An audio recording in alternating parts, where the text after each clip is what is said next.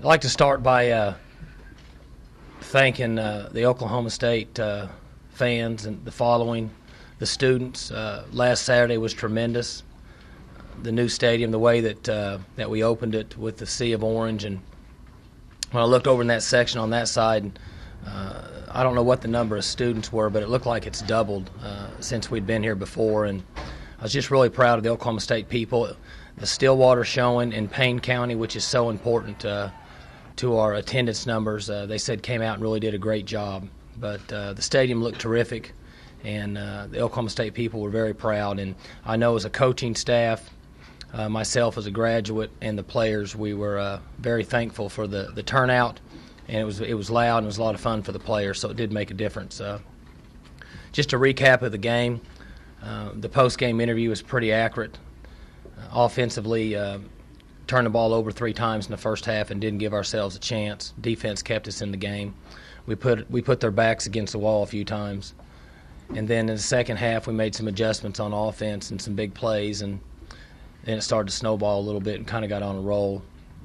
And defensively, we didn't get enough pressure in the quarterback in the second half, but we did tackle better. So from a defensive standpoint, our tackling was better, but we have to get more pressure on the quarterback, which would have caused them to be in more 3-and-outs.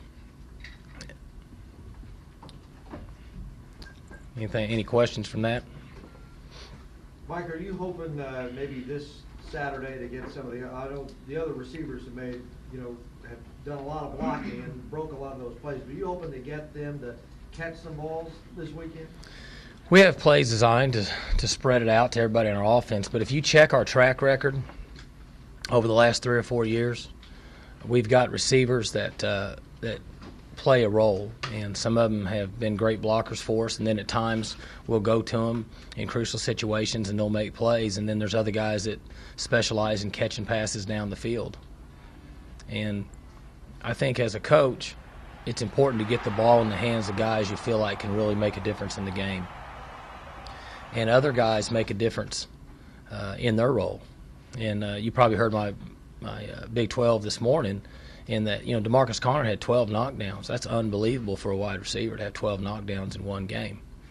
And I continue to talk about this because I get a little concerned about all the press that Dez gets and Kendall, in that we had 89 knockdowns in the game. We had 89 guys on the other team that had their hands on the ground.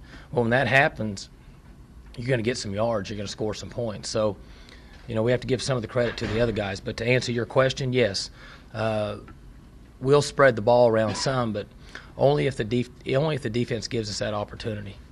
But you've got to, and it's kind of what you were saying there, you've got to really be proud of those other guys who, even though they're not catching passes and their names aren't ending up in the paper to some extent, they're making all those plays, all those knockdowns you're talking about. They are, but I'm a little hesitant to talk too much about it publicly, because then people say, the coach is just trying to make everybody feel better, but that's not really how I feel about it.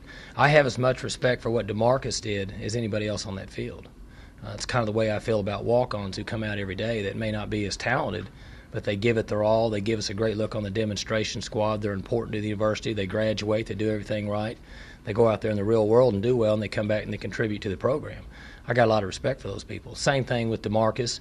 The offensive line played good, not great. Better than what they have played at this point last year. And those guys, they work hard. They get a little fatigued out there. You get up in the mid-70s and upper 70s now. Houston runs 84 plays. We run 74 plays approximately. That's a lot of football plays in the game.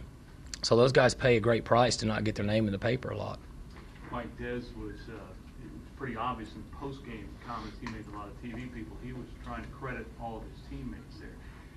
Is that a sign of his maturing a little bit, or? Dez has matured some.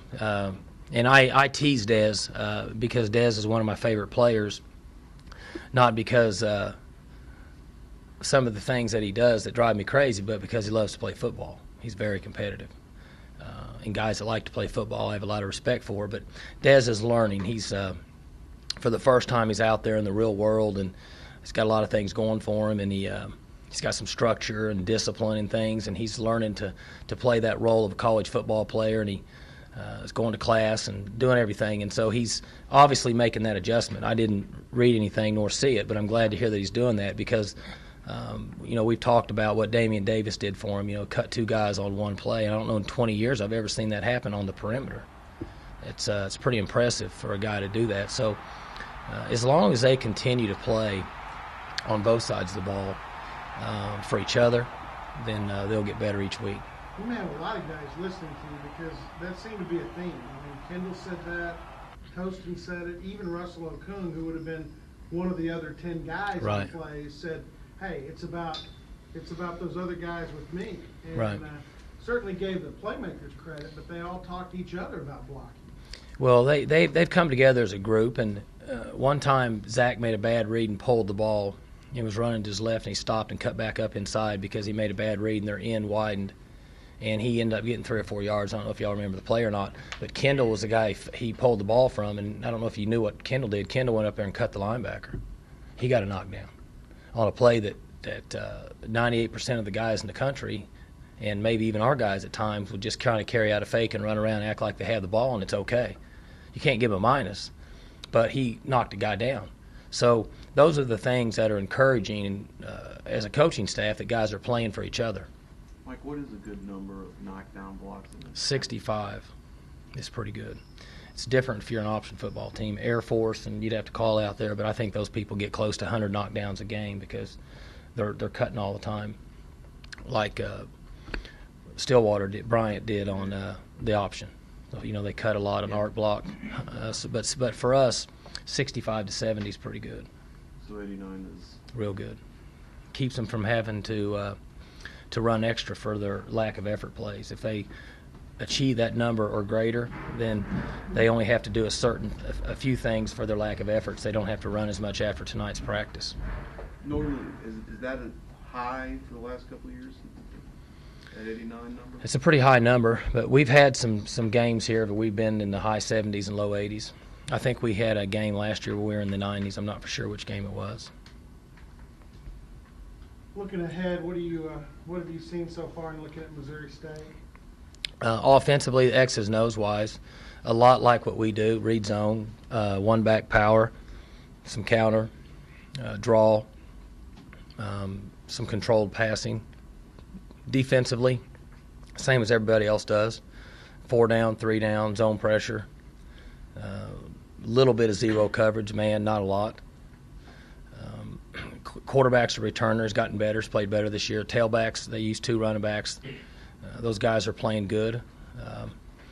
They had some turnovers last week that cost them, or whatever day that was, Thursday a week ago, cost them some points that I'm sure they'd like to have back in that first game. They've got 6 returning starters on defense, 2 guys in the secondary, 2 guys up front, and really 1.5 guys at linebacker. One guy was hurt, but he played in 5 games last year. So our team understands the importance of practice every day this week, and that we need to play well. We've got a lot of areas that need correction, or need to be corrected, I should say, on offense, taking care of the football. Defensively, we need to continue to work hard to try to get pressure on the quarterback. You either played with or have coached the 4 top wide receivers in school history. Mm-hmm. Are you willing after 15 games to put Dez on that list? The top 4, I know who the top 1 is, and I know who the top 2. Who's 3? Yeah, number wise, yeah. There's a pretty big gap between 1 and 2, and there's a pretty big gap between 2 and 3 right now. They're pretty good players. Dez is pretty special. Dez is young. He's different when the ball's in the air than most people. We talked about this a little bit last week. Rashawn's a great leaper with great hands, and as good a route runner as I've ever been around. Hartley Dykes was different than everybody. And then Dez is working to become a better route runner, but Dez is so strong and so physical that his natural ability can overcome that at times. Some of you guys are probably more historians than I am here, but I would say that he's probably getting close to being the top 5 in the history here. But if you start from 98 and go back, we didn't throw enough passes here to really even amount to much.